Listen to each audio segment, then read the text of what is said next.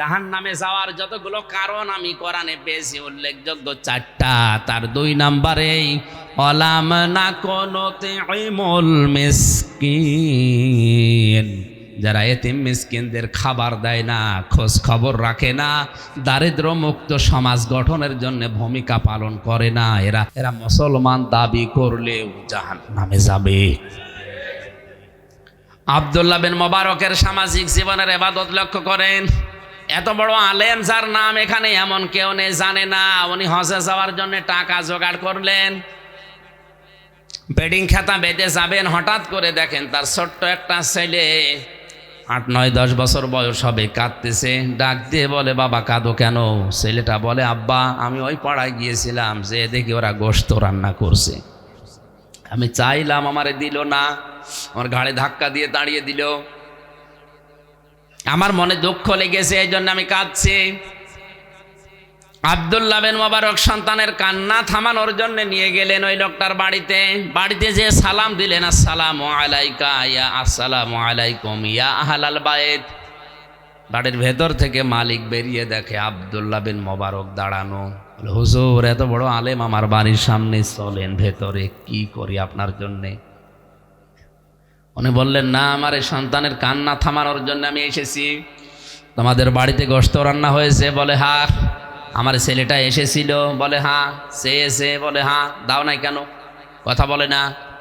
চোখের পানি ফেলে দিয়ে বলে, হুজুর দুঃখের কথা বলবো কি, আজ 3 দিন আমার বাড়িতে আগুন জ্বলছিল। আমি ময়দানে গিয়েছিলাম কাজের সন্ধানে, কিন্তু কাজ পাইনি। প্রতিমধ্যে আসার সময় দেখি একটা রাস্তার পাশে মরা গরু পড়ে আছে, জীবন বাঁচানোর তাকিতে চামড়া ছিলে ওই গোশত নিয়ে এসেছি। পরিবারস্থ লোকদের জীবন বাঁচানোর তাকিতে এটা আমরা খাচ্ছিলাম, আমাদের জন্য এটা জায়েজ আছে, কারণ আমাদের উপায় নেই এখন। কিন্তু এই ছেলেটা তো আপনার, আমি চিনি আপনাকে, ছেলেটাও চিনি, আপনি তো সাহেবে মাল, আপনি তো ধনী মানুষ, জাকাত ফেতরায় আপনারা খান না, আরো দেন। এ মরা গরুর মাংস আপনারা খাবেন, এ মরা গরুর গোশত যদি আপনার ছেলেকে না দিয়ে ভুল করে থাকি, মেহেরবানি করে আমারে মাফ করে দেন। আব্দুল্লাহ বিন মোবারক কেঁদে ফেললেন, ডাক দিয়ে বলে, আল্লাহর বান্দা, আপনি আমার এলাকায় বাস করেন, এত বড় কষ্টে আছেন, আমি খোঁজ নিতে পারলাম না, কিয়ামতে আমারে আল্লাহর কাছে আসামির কাঠগড়ায় দাঁড় করাবেন না? বলেন দাঁড় করাবেন না? বলেন। বারবার ওনার হাত চেপে ধরে, পা চেপে ধরে, বারবার ওনার কাছ থেকে মাপ চাওয়ার চেষ্টা করে। দৌড় দিয়ে বাড়িতে গিয়ে হজে যাওয়ার টাকাগুলো নিয়ে আসলেন, ব্যাটিং খেতা খুলে ফেলে দিলেন, বললেন যাব না। টাকা পয়সা নিয়ে লোকটার হাতে দিয়ে বলে, আল্লাহর বান্দা, আমি নফল হজে যাচ্ছিলাম, কারণ ফরজ হজ আমি এর আগেই করেছি, নফল হজে যাওয়ার আমার আর দরকার নেই। এই টাকাগুলো নেন, পরিবারস্থ লোকদের খাবার কিনে খাওয়ান, বাকি টাকা দিয়ে আপনি ব্যবসা বাণিজ্য করেন, প্রতিষ্ঠিত হন। জীবনে এই টাকা আমারে আর ফেরত দেওয়া লাগবে না, আমি আল্লাহর রাস্তায় আপনাকে দান করে দিলাম। ওই রাতে তাকে স্বপ্ন দেখানো হচ্ছে, আব্দুল্লাহ বিন মোবারক, তোমার যে স্যাক্রিফাইস, তোমার যে দান, এই গরিব বেচারার জন্যে তুমি যা করলে, তোমার এই দানটা আল্লাহর দরবারে এত বেশি কবুল হয়েছে। মহান আল্লাহ তোমার এই দানের বদৌলতে এবছরে যত লক্ষ লক্ষ মানুষ হজ করতে এসেছে, সবার হজ কবুল করে নিয়েছে। শুধু নিজে খেয়ে পরে বাঁচবেন, আশপাশের লোকের খবর রাখবেন না, এটার নাম ইবাদত না, এটা সামাজিক জীবনের ইবাদত। ইবাদত বাংলাদেশে হচ্ছে। এরপরে অর্থনৈতিক জীবনের ইবাদত আবার 2 ভাগ, রাজনৈতিক জীবনের ইবাদত প্রায় 27 ভাগ, আন্তর্জাতিক জীবনের ইবাদত আছে, ধর্মীয় জীবনের ইবাদত আছে, সাংস্কৃতিক জীবনের ইবাদত আছে। এক একটা শব্দে কত কথা আল্লাহ কোরআনে লুকিয়ে দিয়েছেন। কিয়ামত পর্যন্ত যদি কেউ আনিবুদুল্লাহ নিয়ে তাফসীর করে, তাও শেষ করার কথা না, এত কথা আয়াতের ভেতরে ছিল। নাটোরের এক ভাই গল্প বলছিল, কয়েক মিনিটে আমি একটু শিক্ষা দেওয়ার জন্য বলছি। মাওলানা রুহুল আমিন ভাই বলছিলেন, এক জায়গায় ইমামতি নিয়েছে এক হুজুর, উনি জানে না যে সামনে সভাপতি সাহেব এই কাজ করে। ওয়াজ একেবারে জমার দিন, হাত কানে হাত দিয়ে গলা সরছিল, ওয়াজ করছে। আমার ভাইরা, আমার বোনেরা, কোরআনের আয়াত পড়েছে, সুদের আয়াত। ইয়া আইয়ুহাল্লাযীনা আমানুত্তাকুল্লাহা ওয়া যারু মা বাকিয়া মিনার রিবা ইন কুনতুম মুমিনিন। ঈমানদারেরা আল্লাহকে ভয় করো, আর সুদের যে টাকা পয়সাগুলো তোমাদের সমাজে ছড়ানো আছে, টাকা পয়সা ছেড়ে দাও যদি ঈমানদার দাবি করো। ফাইল্লাম তাফআলু ফাআযানু বিহারবিম মিনাল্লাহি ওয়া রাসূলি ওয়া ইন তুবতুম ফালাকুম রুসু আমওয়ালিকুম লা তাযলিমুনা ওয়া লা তুযলামুন। যদি আল্লাহর এই ঘোষণা শোনার পরে কেউ সুদ ছেড়ে না দেয়, সেজন্য আল্লাহ রসুলের বিরুদ্ধে যুদ্ধ করার জন্য দাঁড়িয়ে যায়। ও ঈদগাহবাসী, আল্লাহ রসুলের বিরুদ্ধে যুদ্ধের ময়দানে কেউ টিকতে পারার কথা? সবাই ওয়াজ শুনে খুশি।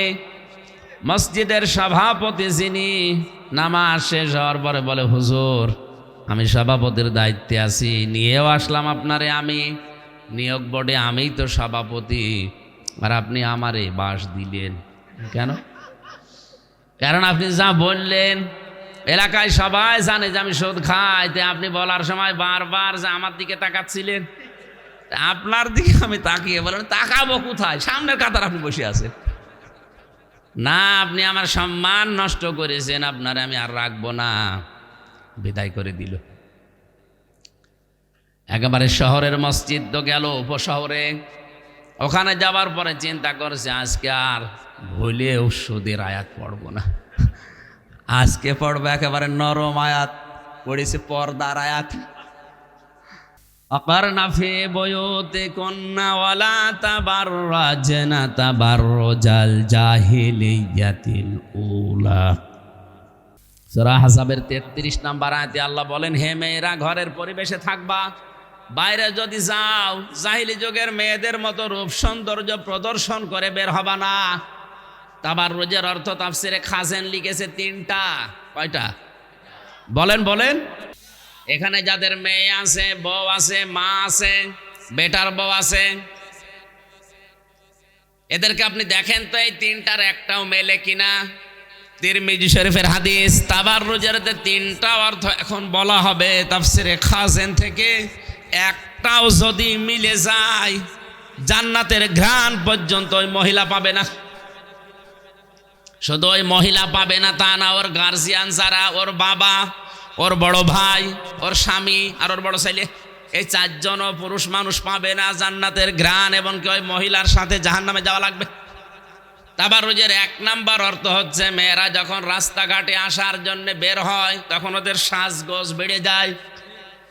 মেয়েরা সাজতে নিষেধ নেই, ঘরের ভেতরে তো থাকেন ময়লা কাপড় পরে, ময়লা শরীর নিয়ে বাইরে আসার সময় আপনার সাজগোজ কে দেখবে? আপনার এটা দেখার জন্য একমাত্র হকদার বানিয়েছে আল্লাহ, আপনার স্বামীকে।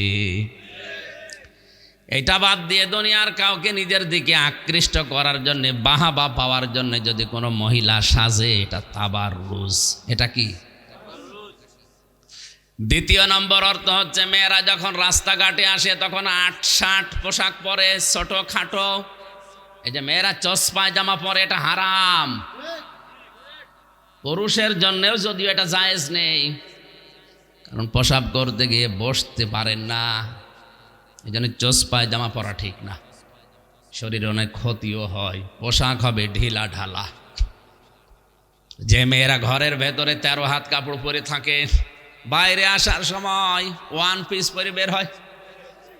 কি আমি পেয়েছি? আগে শুনতাম 4 পিসের জায়গায় 3 পিস, 2 পিস।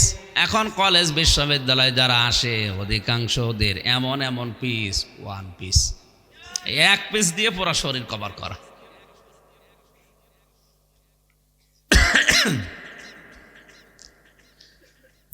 তিন নাম্বার অর্থ হচ্ছে তাবাররুজের, মেয়েরা যখন রাস্তাঘাটে আসবে বুক উঁচা করে, মাজা হেলে দুলে রাস্তায় চলবে। যারা এখানে আসি এই 3টা অর্থের সাথে মিলানো মানুষ দেশে আছে না নেই? 100 জনের প্রায় 98 জন। এই কথা বলেন।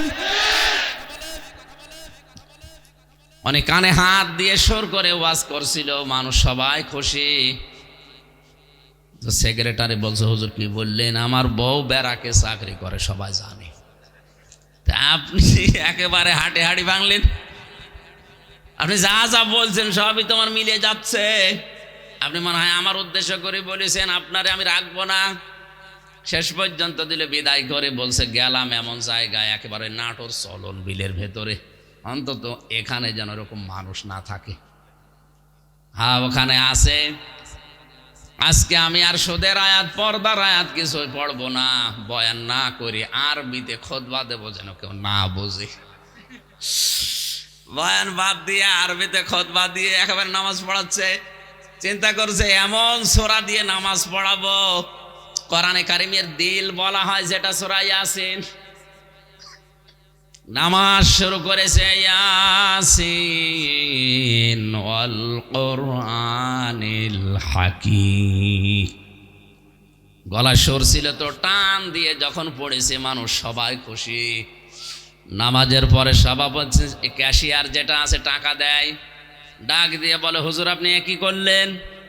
মসজিদের সভাপতির নাম ইয়াসিন, আর ওর বাপ মরে গেছে, ওর নাম হাকিম।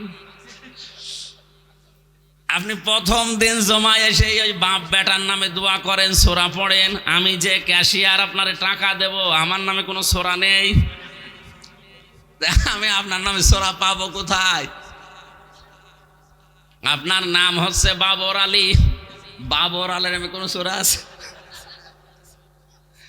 না? আপনারে আমার নামে সূরা করা লাগবে আগামী জমায়, সামনের জমায়।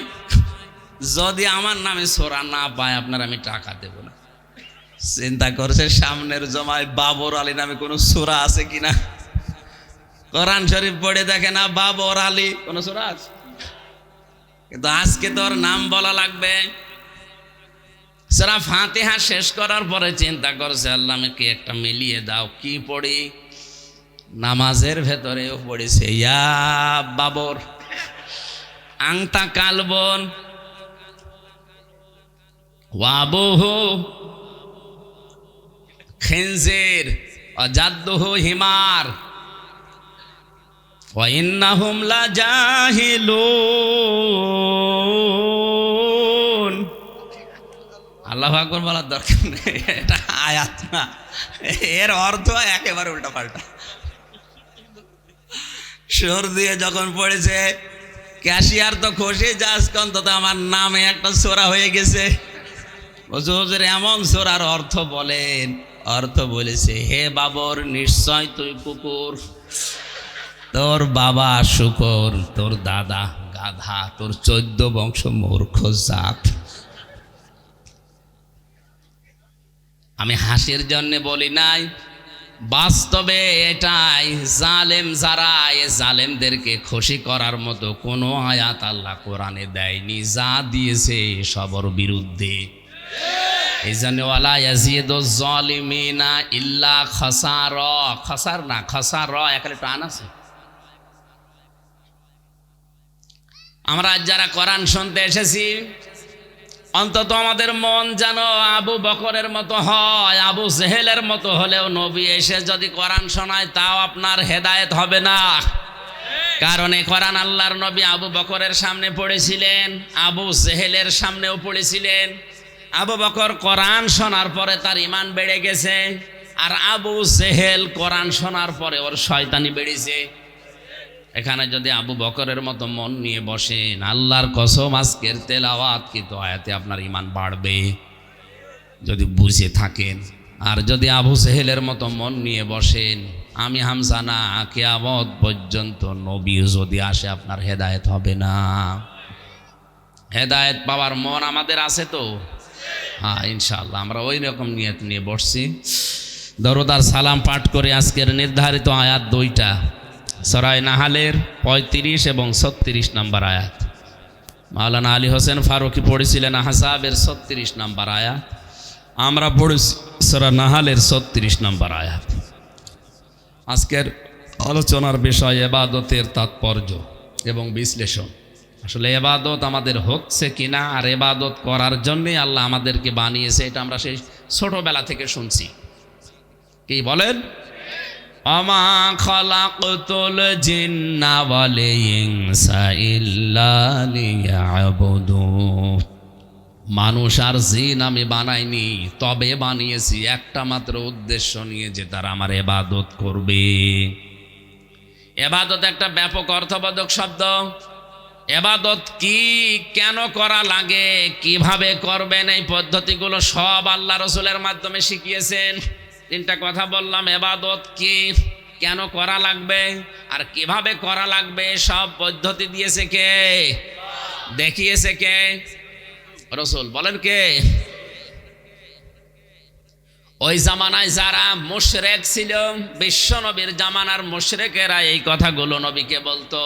ওয়াকালাল্লাযীনা আশরাকু লাউ শাআল্লাহু মা আবাদনা মিন দুনিহি মিন শাইইন নাহনু ওয়ালা আবাউনা ওয়ালা হারামনা মিন দুনিহি মিন শাই। জামানার মুশরিকরা বলতো, আল্লাহ যদি চাইতো তাহলে আমরা এবং আমার মুরব্বীরা, বাপদাদারা, পূর্বপুরুষেরা শিরিক করতো না। আল্লাহ যদি চাইতো তাহলে তারা হারামও কোনো বিষয় করতো না। কাযালিকা ফাআলাল্লাযীনা মিন ক্বাবলিহিম, এইভাবে করেই তাদের পূর্বপুরুষেরা একই কথা বলতো। ফাহাল আলার রাসূলি ইল্লাল বালাগুল মুবিন, রসুলদের দায়িত্ব সঠিক কথাটা পৌঁছিয়ে দেওয়া ছাড়া কি আর কিছু আছে? কারণ রসুলদের হাতে ক্ষমতা ছিল না অধিকাংশ, রাসূলদের হাতে অর্থ প্রতিপত্তি, বৈভব, বিত্ত এগুলো ছিল না।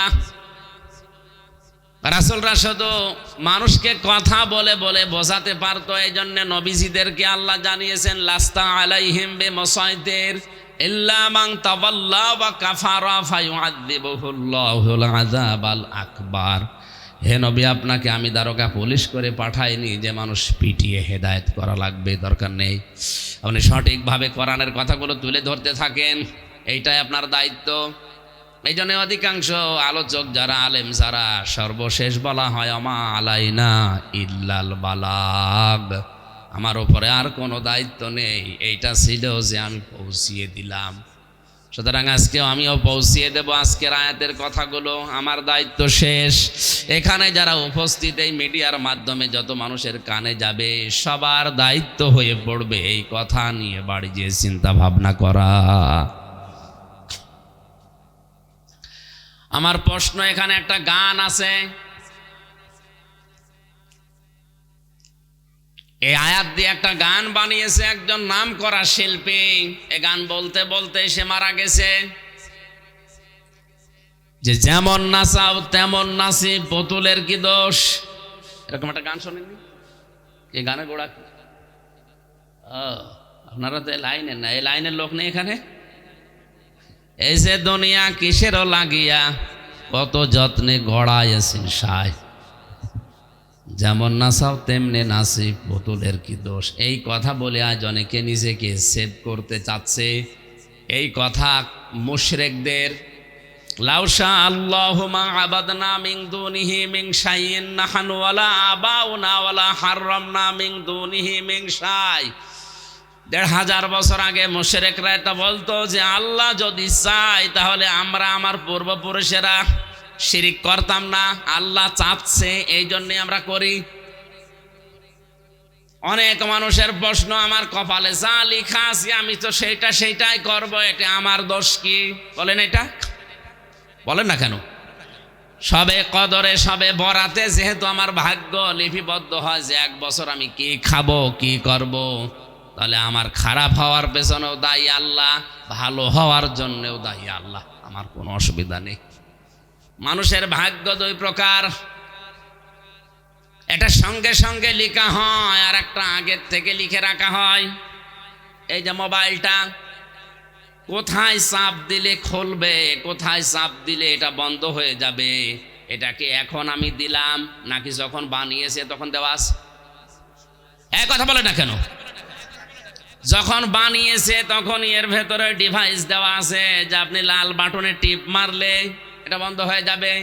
সবুজ বাটনে টিপ মারলে এটা খুলবে, এটা দেওয়া আছে মনে করেন 5 বছর আগে যখন এটা বানিয়েছে। এখন যদি এই জায়গায় এসে আপনি কিয়ামত পর্যন্ত গোতাগতি করেন, লাল বাটন বাদ দিয়ে কিয়ামতের আগে এটা খুলবে। বলেন বলেন। এখন দোষ কি আমার নিজের না এই মোবাইলের?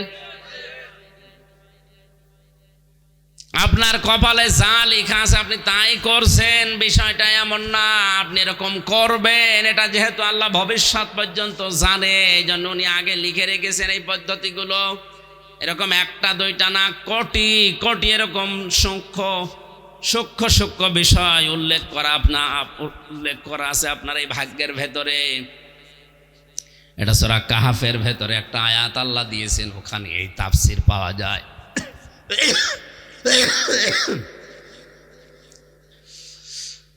কক্সবাজারবাসী একটু খেয়াল করে শোনেন, আমরা বাস্তবে যেটা মনে করছি, মুশরিকরা যেটা বলতো আমরা ওটা বলে পার পেয়ে যাবো। ওই গান লিখেছে যে, ও তো এই কথার দিকে তাকিয়েই লিখেছে যে আমার তো কোনো দোষ নেই। না, আপনার থেকে আগে থেকে এই ডিভাইসগুলো দেওয়া আছে যে এই রাস্তায় গেলে আপনি জান্নাত পাবেন, এই রাস্তাগুলোয় গেলে আপনি জাহান্নাম পাবেন। এটা আগে থেকে লিখে দিয়ে কিতাব আকারে আল্লাহ আমাদের আরো বেশি দয়া করে পাঠিয়ে দিয়েছেন কোরআন। প্রশ্নপত্র হাতে পাওয়ার পরেও যদি কোনো মানুষ ফেল করে, এ দোষ আল্লাহর না ওর কপালের। আল্লাহ রাব্বুল আলামিন বলেন, রাসূলদের দায়িত্ব শুধু ছিল পৌঁছিয়ে দেওয়া সঠিক, তাছাড়া তাদের আর দায়িত্ব ছিল না। কারণ তাদের হাতে ক্ষমতা নেই, বিত্ত বৈভব টাকা পয়সার মালিক তারা বেশি ছিল না। মাত্র 2 জন নবী ছিল দুনিয়াতে, বাদশাহ, আর বাকি নবী অধিকাংশ সব ছিল গরিব মানুষ। হযরতে সুলাইমান নবী, হযরতে দাউদ নবী, এই 2 জন বাদ দিয়ে পৃথিবীর সব নবী ছিল কি? কেউ রাজা ছিল, কেউ বাদশাহ ছিল, সব সাধারণ মানুষ ছিল। এদের দায়িত্ব কি ছিল জানো? ওয়ালাকাদ বা'আসনা ফি কুল্লি উম্মাতির রাসূলা। রসুলা দেয়নি, রসুলা বহু বছর, 1 বছর দিয়েছেন। খুব ভালো করে খেয়াল করেন, ওয়ালাকাদ শব্দ শুরু করার আগে আল্লাহ লাকাদ দিয়েছেন। লাম একটা, কদ একটা, যদিও লাকদি একটা, এরপরে আবার লাম একটা, কদ একটা, 2 বার তাকিদ দিয়ে গ্যারান্টি দিয়ে আল্লাহ আগের আয়াতের সাথে মিল করে বললেন, আমি প্রতিটি জনপদের জন্য রাসূল পাঠিয়েছিলাম। প্রত্যেকটা রাসূলের কর্মসূচি ছিল 2টা। প্রতিটি নবী তার জাতির লোকের কাছে এসে এই কথা বলতো, আনি উবুদুল্লাহ, আল্লাহর ইবাদত করো। কার? বলেন বলেন কার? আপনি মিলাবেন এখান থেকে আদম নবী থেকে শুরু করে মুহাম্মদুর রাসূলুল্লাহ পর্যন্ত প্রত্যেকের দাওয়াতের পদ্ধতি 2টা। প্রতিটি নবী এসে বলেছে আনি উবুদুল্লাহ, আল্লাহর ইবাদত করো। এই জন্য নবীদের ইবাদতের ভেতরে কোনো ঝামেলা আমরা পাইনি। হযরত আদম নবীর যা ছিল লা ইলাহা ইল্লাল্লাহ, কালেমার শেষের অংশ হয়তো নামের সাথে মিলিয়ে পাল্টিয়ে গেছে, আদম সফিউল্লাহ, লা ইলাহা ইল্লাল্লাহ মূসা কালিমুল্লাহ, লা ইলাহা ইল্লাল্লাহ ঈসা রুহুল্লাহ। আমাদের ক্ষেত্রে আছে লা ইলাহা ইল্লাল্লাহ মুহাম্মাদুর। জবান খুলে কালেমা পড়েন, লা ইলাহা ইল্লাল্লাহ মুহাম্মাদুর রাসূলুল্লাহ। এবার বলেন, হযরতে আদম থেকে আমাদের নবী পর্যন্ত লা ইলাহা ইল্লাল্লাহ সব জায়গায় আছে না নেই? কোন নবীর ভেতরে লা ইলাহা ইল্লাল্লাহর বাইরে ছিল? বলেন বলেন। এই জন্য ইবাদতে কোনো ঝামেলা আমরা পাইনি। কিন্তু আজ আমরা শুধু লা ইলাহা ইল্লাল্লাহ এক থাকার পরও ইবাদত এখন আর এক নেই। চরমনার ময়দান থেকে যে ইবাদতের নিয়ম আসে 8 রশির সাথে মেলে না, এই কথা বলা লাগবে। চরমনার ময়দানের জিকির একরকম, 8 রশির জিকির আবার আর এক রকম, ফোরফোরার শরীফের জিকির আবার আর এক রকম, চট্টগ্রামের মরহুম মাওলানা আব্দুল সাব্বারের জিকির আর এক রকম, এক একজনের জিকির এক এক রকম। এখন সঠিকটা পাওয়ার জন্য আশা লাগবে কার কাছে? কোরআনে কারীম জানিয়েছে জিকির করার পদ্ধতি চারটা। কয়টা? শব্দ চারটা। কয়টা? আপনি যদি জিকির করেন ইবাদত হিসাবে, জিকির কিন্তু একটা ইবাদত। জিকির কি? ইবাদত হিসাবে করলে অবশ্যই নবীজি তার জীবনে এটা করেছে না করে নাই? নবীজির এই 63 বছরের জীবনে 23 বছর যেটা নবুয়তের জিন্দেগি, অবশ্যই তিনি জিকির করেছেন, নয়তো কোরআনে থাকতো না। এই কথা বলা লাগবে। জিকির উনি করেছেন কয়টা শব্দ দিয়ে? চারটা। বলেন কয়টা? পদ্ধতি ছিল চারটা। কয়টা?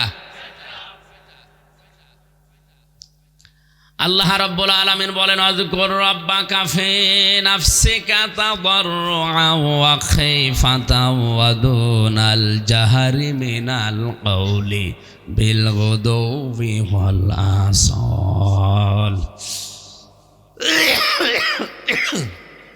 সূরা আরাফ শেষের আগের এই আয়াতটায় আছে, তোমার রবকে স্মরণ করো, জিকির করো, তাকে ডাকো চারটা পদ্ধতিতে। 1 নম্বরে মনে মনে, 1 নম্বরে ফি নাফসিকা, 2 নম্বরে তাদাররুআন ভীত সন্তুষ্ট হয়ে, খাইফাতান গোপনে, দুনাল জাহরি মিনাল কওলি উচ্চ আওয়াজ বাদ দিয়ে। কয়টা পদ্ধতি পেলাম? চারটা। বলেন। 1 নম্বরে মনে মনে জিকির করবেন, 2 নম্বরে ভীত সন্তুষ্ট হয়ে, 3 নম্বরে গোপনে মৃদু স্বরে, 4 নম্বরে উচ্চ আওয়াজ চেঁচামেচি বাদ দিয়ে।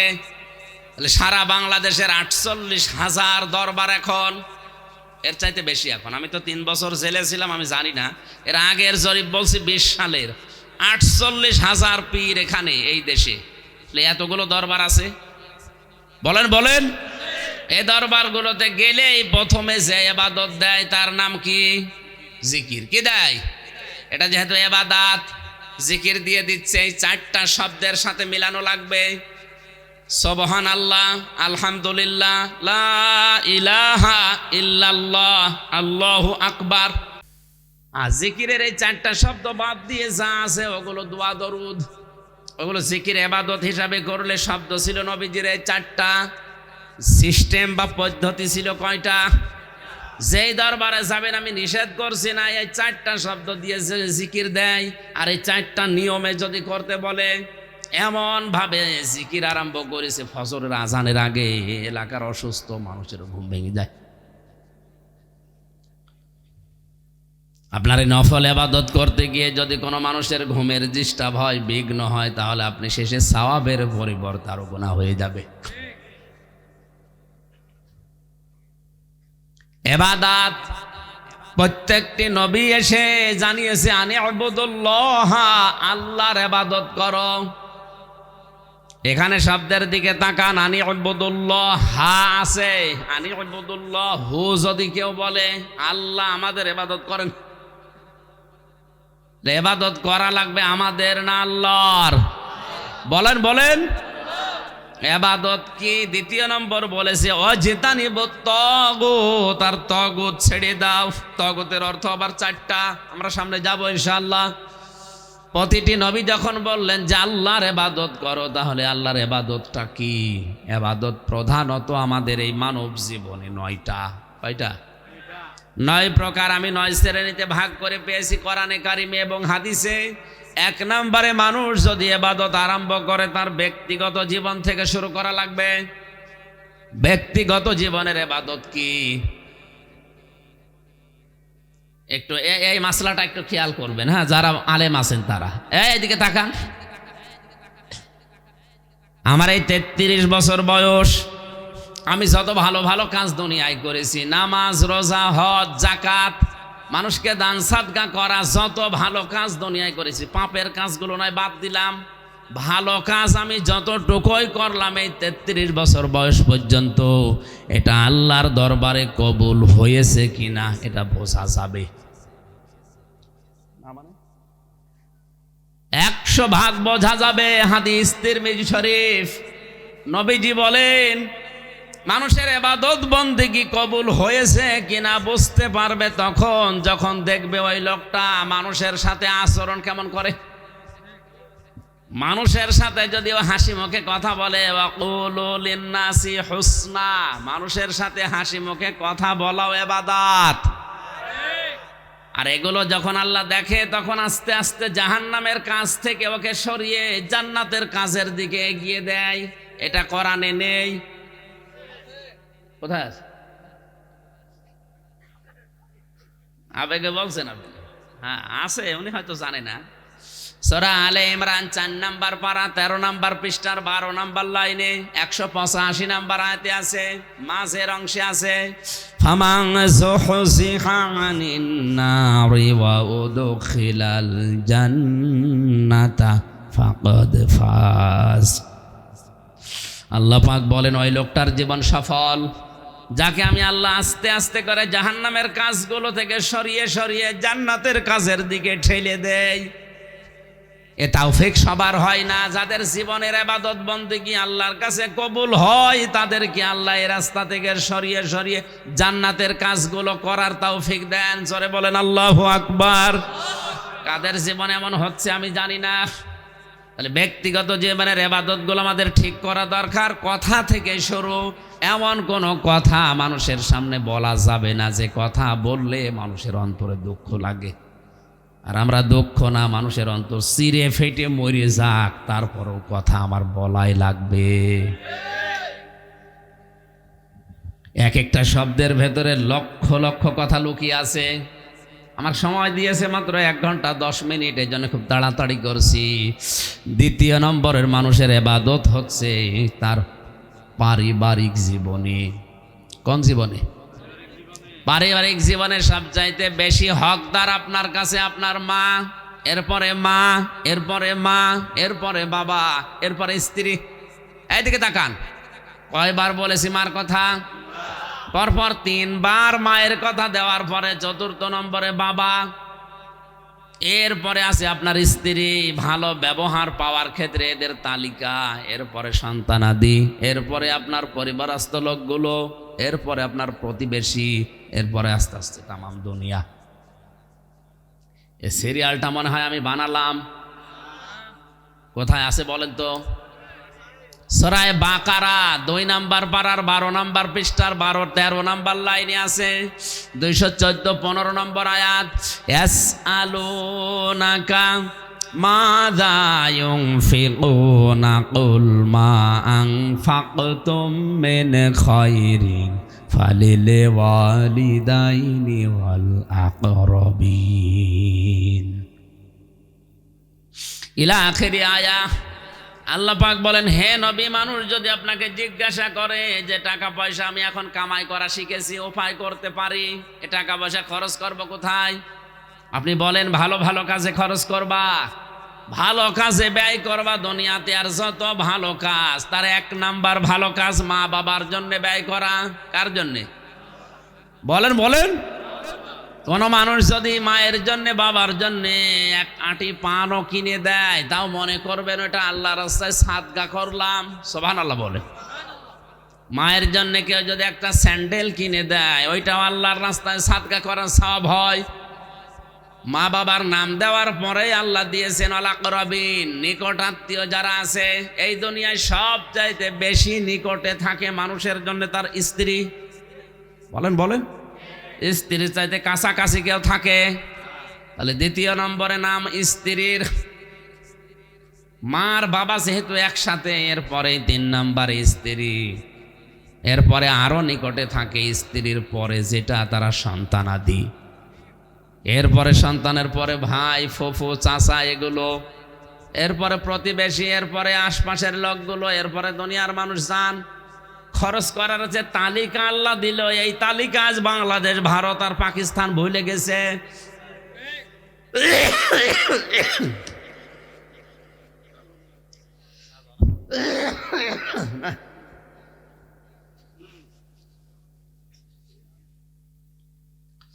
বাংলার মুসলমানেরা আল্লাহর দেওয়া তালিকা বাদ দিয়ে মা বাবা, স্ত্রী, সন্তান, নিজের নিকটস্থ লোক, আত্মীয়, প্রতিবেশী এগুলো বাদ দিয়ে একবারে আপনি যদি সিলেটে চলে যান, ওটা কিয়ামতের আগে কবুল হবে।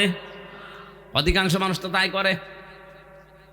এই শীতে মায়ের খবর নেই, বাবার খবর নেই, স্ত্রীর জন্য খরচ নেই, সন্তানের জন্য নেই, উনি দোয়া চাওয়ার জন্য চলে যাচ্ছে সিলেটে আর বরিশালে। এই কথাগুলো বলতে গেলে ওদের ব্যবসায় ভাটা পড়ে, বিশেষ করে বেশি ভাটা পড়ে ফরিদপুরের ওদের। তখন ওরা আন্দাজে একটা কথা ছড়ায় যে উনি পীর বিরোধী, উনি বাবা বিরোধী। হ্যাঁ, আমি বাবা বিরোধী, আসল বাবা না, নকল বাবাগুলোর। আল্লাহর কসম, কোরআন আমার সামনে আছে, আল্লাহর এই তালিকা বাদ দিয়ে কেউ যদি বরিশালে, কেউ যদি সিলেটে, চট্টগ্রামে এদেরকে খাওয়াতে যায়, ওদের খাওয়ানো আর ছাগল খাওয়ানো সমান কি? ওদের না খাওয়িয়ে ছাগল খাওয়ানো ভালো, কারণ ছাগল জবাই করলে গোশত পাওয়া যাবে, আর ওদের এমন এমন শরীর, জবাই করলে গোশতও খাওয়া যাবে। অধিকাংশ পীর নামে কলঙ্ক, এত বড় বড় পেট, মহিলারা লজ্জা পায়। আল্লাহ, ছেলে মেয়ে হয় আমাদের আর পেট হয়। কি ভড়ি বানিয়েছে, এত বড় বড় ভড়ি হয়, ও কোন মারা যায় ভড়ির উপরে, আওয়াজ হয় ফটফট করে। দুইটা জিনিস বাদ দিলে ওর কিচ্ছু নেই, একটা জহব্বা আর পেট, এই দুইটা বাদ দিয়ে দেন, কিচ্ছু থাকে না। দুনিয়াতে যত নবী আল্লাহ পাঠিয়েছিলেন, যত ওলি আল্লাহ আমরা নাম শুনি, প্রত্যেকটা নবীর, প্রত্যেকটা ওলি আল্লাহদের পেট ছিল ছোট, বুক ছিল বড়। আর আমরা এমন অলি, বুক খুঁজে পাওয়া যাচ্ছে না, শুধু পেট। কোলাকুলি করতে গিয়ে আপনি পাবেন না, ধাক্কা লাগবে পেটের সাথে।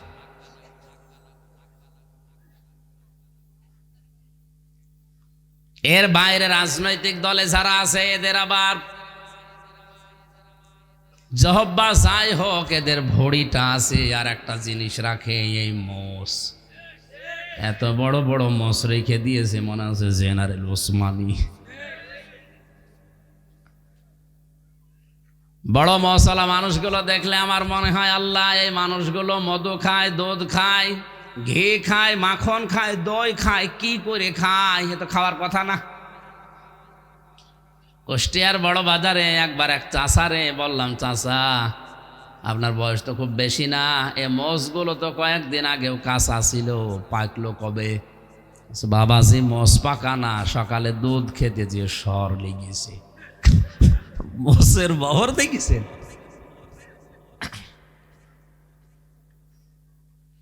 খরচের তালিকাটা সূরা বাকারা থেকে আপনি নেবেন। পারিবারিক জীবনের ইবাদতেও হাজার হাজার কথা আল্লাহ দিয়েছেন। 3 নম্বরে আমরা পাই সামাজিক জীবনের ইবাদত। সমাজ যে একটা ইবাদতের জায়গা, এটা আজ আমরা ভুলেই গেছি। জাহান্নামে যাওয়ার যতগুলো কারণ আমি কোরআনে পেয়েছি, উল্লেখযোগ্য 4টা। তার 2 নম্বরেই অলাম না কোনতে ইমুল মিসকিন, যারা এতিম মিসকিনদের খাবার দেয় না, খোঁজ খবর রাখে না, দারিদ্র মুক্ত সমাজ গঠনের জন্য ভূমিকা পালন করে না, এরা নামাজ পড়, এরা মুসলমান দাবি করলেও জাহান্নামে যাবে। আব্দুল্লাহ বিন মুবারকের সামাজিক জীবনের ইবাদত লক্ষ্য করেন। এত বড় আলেম, যার নাম এখানে এমন কেউ নেই জানে না। উনি হজে যাওয়ার জন্য টাকা জোগাড় করলেন, বেডিং খাতা বেঁধে যাবেন। হঠাৎ করে দেখেন তার ছোট্ট একটা ছেলে, 8, 9, 10 বছর বয়স হবে, কাঁদতেছে। ডাক দিয়ে বলে, বাবা কাঁদো কেন? ছেলেটা বলে, আব্বা, আমি ওই পাড়ায় গিয়েছিলাম, যে দেখি ওরা গোশত রান্না করছে, আমি চাইলাম, আমারে দিল না, আমার ঘাড়ে ধাক্কা দিয়ে দাঁড়িয়ে দিল, আমার মনে দুঃখ লেগেছে, এই জন্য আমি কাঁদছি। আব্দুল্লাহ বিন মুবারক সন্তানের কান্না থামানোর জন্য নিয়ে গেলেন ওই লোকটার বাড়িতে। বাড়িতে যে সালাম দিলেন, আসসালামু আলাইকা ইয়া, আসসালামু আলাইকুম ইয়া আহলাল বাইত। বাড়ির ভেতর থেকে মালিক বেরিয়ে দেখে আব্দুল্লাহ বিন মুবারক দাঁড়ানো। হুজুর, এত বড় আলেম আমার বাড়ির সামনে, চলেন ভেতরে, কি করি আপনার জন্যে? উনি বললেন, না, আমার এই সন্তানের কান্না থামানোর জন্য আমি এসেছি। তোমাদের বাড়িতে গোশত রান্না হয়েছে? বলে হ্যাঁ। আমার ছেলেটা এসেছিল? বলে হ্যাঁ। সে এসে? বলে হ্যাঁ। দাও নাই কেন? কথা বলে না? চোখের পানি ফেলে দিয়ে বলে, হুজুর দুঃখের কথা বলবো কি, আজ 3 দিন আমার বাড়ি দিয়ে আগুন জ্বলছিল। আমি ময়দানে গিয়েছিলাম কাজের সন্ধানে, কিন্তু কাজ পাইনি। প্রতিমধ্যে আসার সময় দেখি একটা রাস্তার পাশে মরা গরু পড়ে আছে। জীবন বাঁচানোর তাকিতে চামড়া ছিলে ওই গোশত নিয়ে এসেছি। পরিবারস্থ লোকদের জীবন বাঁচানোর তাকিতে এটা আমরা খাচ্ছিলাম, আমাদের জন্য এটা জায়েজ আছে, কারণ আমাদের উপায় নেই এখন। কিন্তু এই ছেলেটা তো আপনার, আমি চিনি আপনাকে, ছেলেটাও চিনি, আপনি তো সাহেবে মাল, আপনি তো ধনী মানুষ, জাকাত ফেতরায় আপনারা খান না, আরো দেন। এ মরা গরুর মাংস আপনারা খাবেন, এ মরা গরুর গোশত যদি আপনার ছেলেকে না দিয়ে ভুল করে থাকি, মেহেরবানি করে আমারে মাফ করে দেন। আব্দুল্লাহ বিন মোবারক কেঁদে ফেললেন, ডাক দিয়ে বলে, আল্লাহর বান্দা, আপনি আমার এলাকায় বাস করেন, এত বড় কষ্টে আছেন, আমি খোঁজ নিতে পারলাম না, কিয়ামতে আমার এই আল্লাহর কাছে আসামির কাঠ গড়ায় দাঁড় করাবেন না? বলেন দাঁড় করাবেন না? বলেন। বারবার ওনার হাত চেপে ধরে, পা চেপে ধরে, বারবার ওনার কাছ থেকে মাপ চাওয়ার চেষ্টা করে। দৌড় দিয়ে বাড়িতে গিয়ে হজে যাওয়ার টাকাগুলো নিয়ে আসলেন, ব্যাটিং খেতা খুলে ফেলে দিলেন, বললেন যাব না। টাকা পয়সা নিয়ে লোকটার হাতে দিয়ে বলে, আল্লাহর বান্দা, আমি নফল হজে যাচ্ছিলাম, কারণ ফরজ হজ আমি এর আগেই করেছি, নফল হজে যাওয়ার আমার আর দরকার নেই। এই টাকাগুলো নেন, পরিবারস্থ লোকদের খাবার কিনে খাওয়ান, বাকি টাকা দিয়ে আপনি ব্যবসা বাণিজ্য করেন, প্রতিষ্ঠিত হন। জীবনে এই টাকা আমারে আর ফেরত দেওয়া লাগবে না, আমি আল্লাহর রাস্তায় আপনাকে দান করে দিলাম। ওই রাতে তাকে স্বপ্ন দেখানো হচ্ছে, আব্দুল্লাহ বিন মোবারক, তোমার যে স্যাক্রিফাইস, তোমার যে দান, এই গরিব বেচারার জন্যে তুমি যা করলে, তোমার এই দানটা আল্লাহর দরবারে এত বেশি কবুল হয়েছে। মহান আল্লাহ তোমার এই দানের বদৌলতে এবছরে যত লক্ষ লক্ষ মানুষ হজ করতে এসেছে, সবার হজ কবুল করে নিয়েছে। শুধু নিজে খেয়ে পরে বাঁচবেন, আশপাশের লোকের খবর রাখবেন না, এটার নাম এবাদত না, এটা সামাজিক জীবনের এবাদত। এবাদত বাংলাদেশে হচ্ছে। এরপরে অর্থনৈতিক জীবনের এবাদত আবার 2 ভাগ, রাজনৈতিক জীবনের এবাদত প্রায় 27 ভাগ, আন্তর্জাতিক জীবনের এবাদত আছে, ধর্মীয় জীবনের এবাদত আছে, সাংস্কৃতিক জীবনের এবাদত আছে। এক একটা শব্দে কত কথা আল্লাহ কোরআনে লুকিয়ে দিয়েছেন। কিয়ামত পর্যন্ত যদি কেউ আনিবুদুল্লাহ নিয়ে তাফসীর করে, তাও শেষ করার কথা না, এত কথা আয়াতের ভেতরে ছিল। আল্লাহ আমাদেরকে অল্প সময়ের ভেতরে যেই কয়টা ইবাদতের কথা বলেছি, বাস্তবে আমল করার তৌফিক দাও, আমিন।